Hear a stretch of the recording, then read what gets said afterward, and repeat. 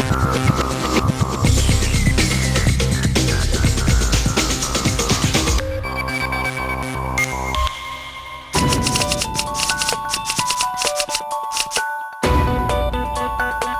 2010 World Economic Forum report from 20 countries found that 59% of the companies surveyed had mentoring programs for all employees and 28% had women-specific programs.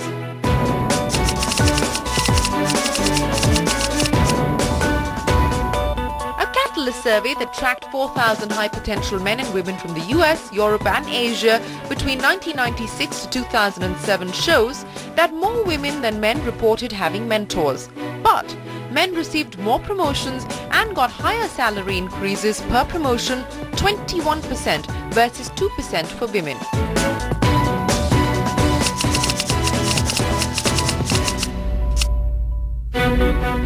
The Catalyst study says mentoring is important, but to make it to the top, someone needs to be pulling you up or sponsoring you.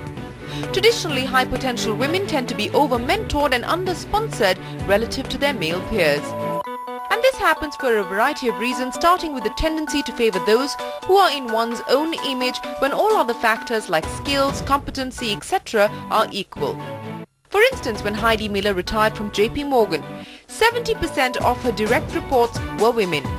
When asked why this was the case, she said, "Someone could say I had my own biases, and I suspect that's true."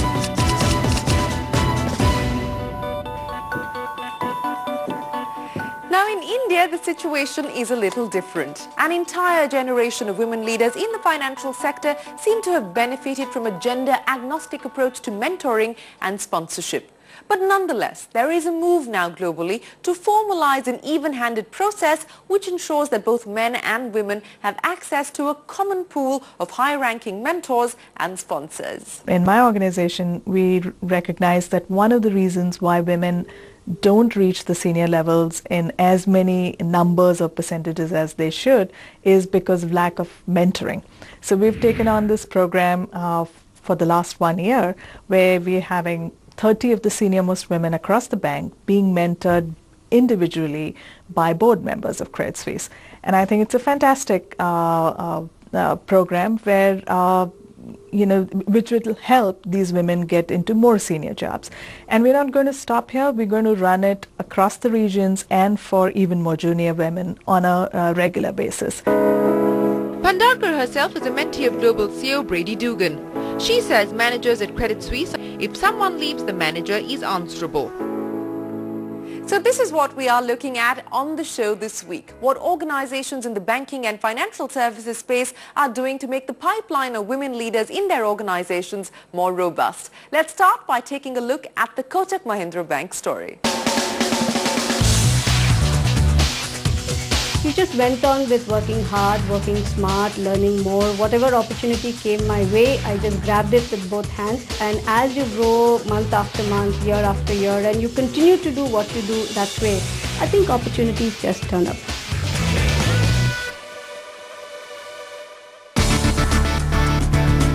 Years ago, when Ekamram gave up her job at a foreign bank to join the Kotak Mahindra Group, it was a little-known entity. But the risk paid off. She's worked her way through the organization and says that those were simpler times. Today, mentoring is crucial to build careers. Is mentoring important? I think it is very important, particularly in today's day and time when the choices are many, organizations are complex, jobs are complex and very interlinked. When I started out really, frankly, I can't say that I had any one mentor. But I can talk about today's day and age where I think, like I said, there is so much complexity. People come in and while they broadly know what is expected of them, to find their way through the maze of organization structure, decision-making processes, people, mentoring does help them stabilize. Mentoring helps give them direction. Along with the formal mentoring program, Kotak has also made a conscious effort to recruit women in traditionally male-dominated jobs. For instance, hiring more women in frontline acquisition and sales profiles because diverse teams work best. Firstly, I think women are good at building relationships. Second, women are very good at multitasking, and I think if you just look around all the role models here in India, they are able to do a multifarious number of tasks.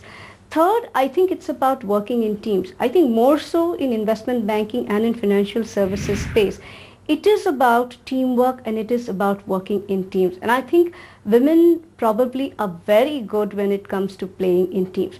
Fourth, I think I always maintain that EQ amongst women probably is higher as much as IQ. And I think when you look at situations, when you have to judge how to do what in what situations, probably they come across better. And Elizabeth Venkatraman, Senior Vice President and Head Marketing at Kotak Mahindra Old Mutual Life Insurance, has seen the benefits of bringing her emotional side to work.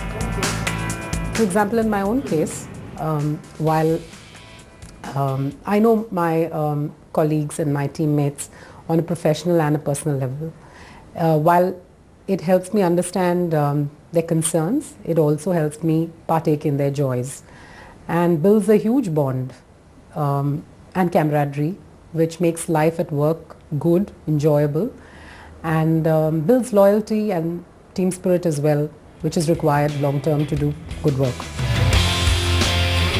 Kotak has introduced flexi work timings and work from home options for both men and women, a move to create equal opportunity. Over and above this, working mothers can avail of extended maternity leaves with an assurance that increment and bonus on their return is protected. It is possible that some of my male colleagues did get benefit or did get advantage at that point in time when I was kind of, probably on leave or slowed down a little bit. But as I stand today, I think I've caught up, if at all there was an impact, and I would never know that because nobody ever said anything to me.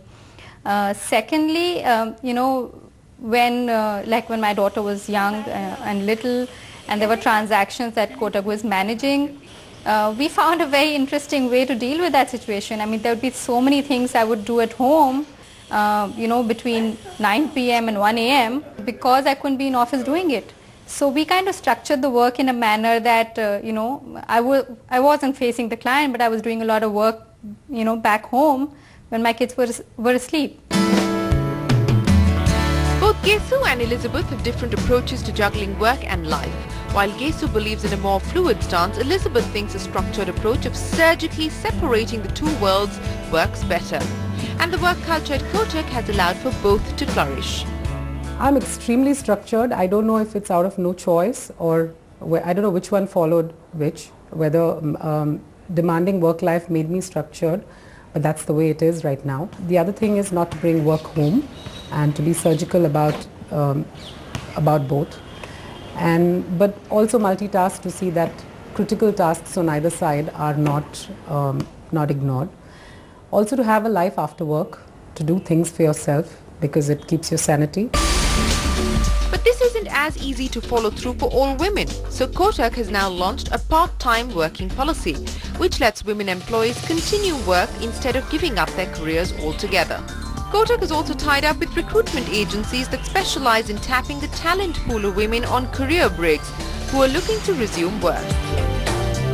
Today, women make up 20% of the workforce of Kotak, up from 16% in 2010. The target is to get to at least 30% female talent in the overall mix of new hires by the end of this fiscal. It's time now for us to take a break here on what women really want, but coming up next, we look at how two organizations led by women have created representative meritocracies without consciously working on it.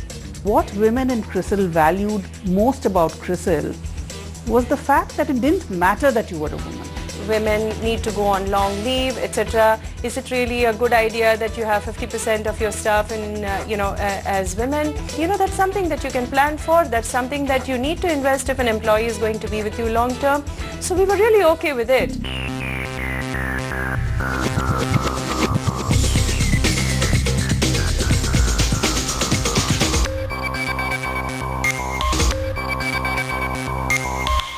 Welcome back. You're watching What Women Really Want. Today, the National Stock Exchange has 4 women directors on its 13-member board, making it one of the best women-represented boards in India.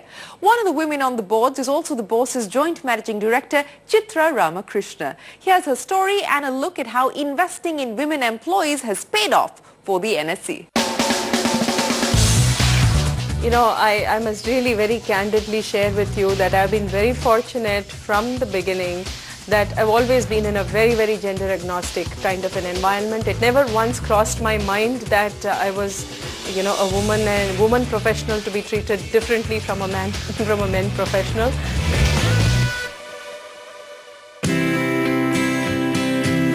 A chartered accountant by training, Chitra Ramakrishna was handpicked by a government panel to a 5-member team that was tasked with the responsibility of creating the National Stock Exchange in 1991.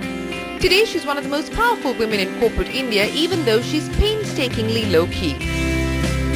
We were very cognizant of the fact that we wanted to be gender neutral. We wanted to afford equal opportunities. We've always wanted to be an equal opportunity employer. Therefore, reflects really in the statistics. In fact, you know, in the beginning, I distinctly remember several discussions we've had as a management team. You know, when women need to go on long leave, etc. Is it really a good idea that you have 50% of your staff in, you know, as women? And we really came around to appreciating and understanding that, you know, that's something that you can plan for. That's something that you need to invest if an employee is going to be with you long term.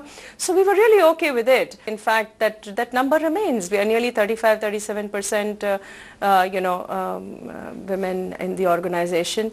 And in fact, 3 of my 5 regional heads are women. And while Ramakrishna believes in meritocracy, she also feels it's necessary to ensure that attrition rates among women employees stay low. We've done a few things to help improve, you know, the kind of work-life balance, man, woman. I think it's equally actually applicable to males today. But for example, a lot of these, you know, concierge services in the office.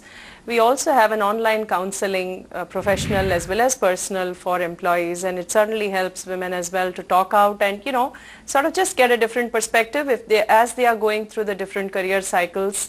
The other thing is we also have a very easy arrangement around flexible hours. So when women need to take time off, when they need, you know, when they need to pay attention, for example, to a new child, and they need a few months when they can work in a relaxed sort of a time frame, we have a part-time arrangement. We are ready to look at contractual arrangements. We are ready to look at, you know, flexible working hours. You know, interestingly, my attrition rate for women employees is far, far lower than my attrition rate for male employees.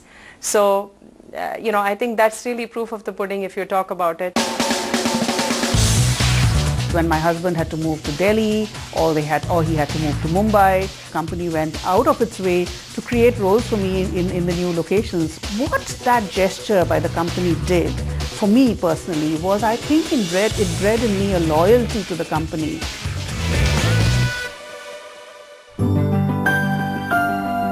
Since Kudva took over as Managing Director and CEO in 2007, Crisil's top line has grown at a staggering 33% compounded annual growth rate.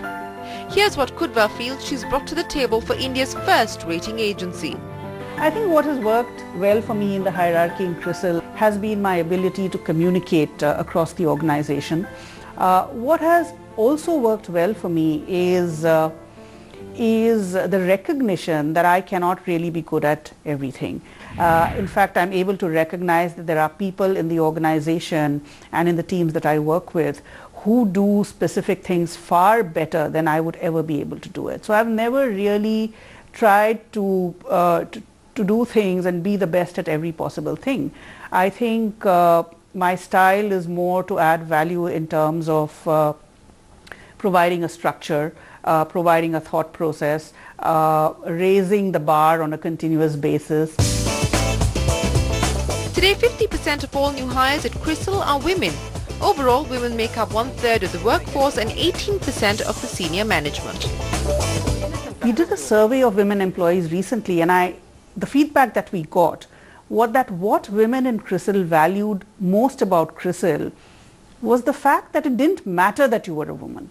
So they felt that because they were a woman, they would not be discriminated against in any way, and they would be judged purely by the quality of their work. And that is what they really valued. Some of the things that we used to do on a more natural basis and not so much on a very formalized basis were things like flexi time, work from home, take as much time off as you want when you have a child.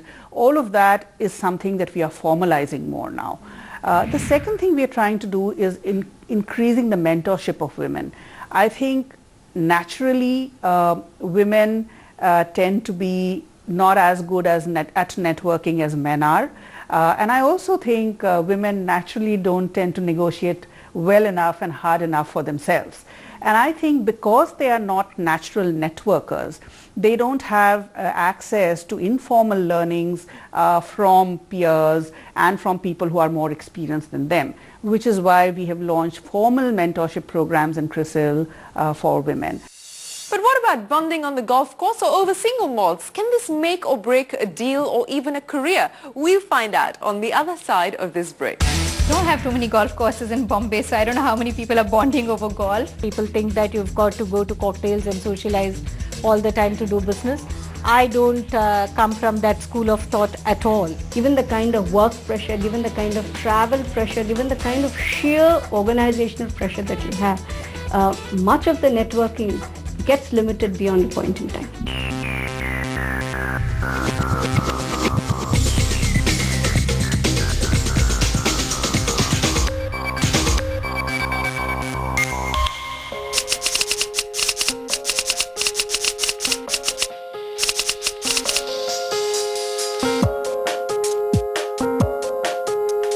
And if you think this is a thing of the past, not quite.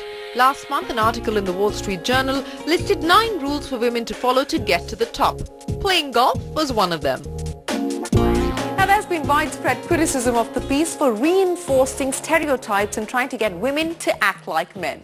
But if anecdotal evidence is anything to go by, this off-the-job fraternizing seems to play a role in inking deals. Here's an excerpt from a blog series on the Guardian website by women who work the trading floors in investment banks in Canary Wharf in London.